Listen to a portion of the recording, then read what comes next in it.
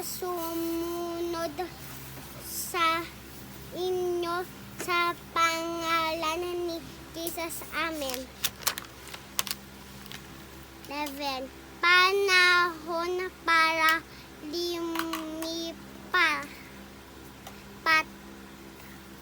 Basahin Genesis 12:1-1. Sinabi ni Yahweh kay Abraham, lisanin mo ang iyong bayan, ang tahanan ng iyong ama at mga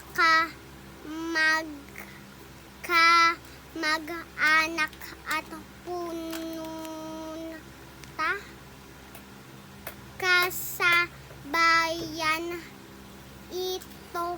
ituturo ko sa iyo to para ramihin ko ang iyong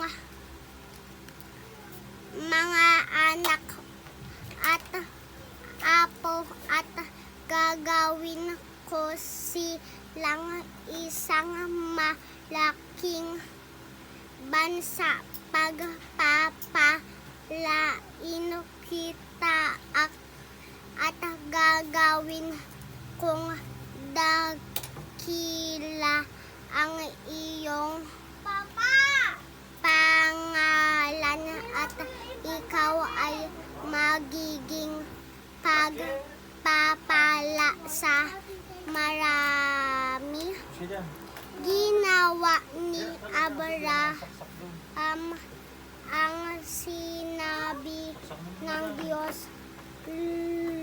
Lumipat siya sa isang bagong bayan sa kasama ang kanyang asawa at pamangkin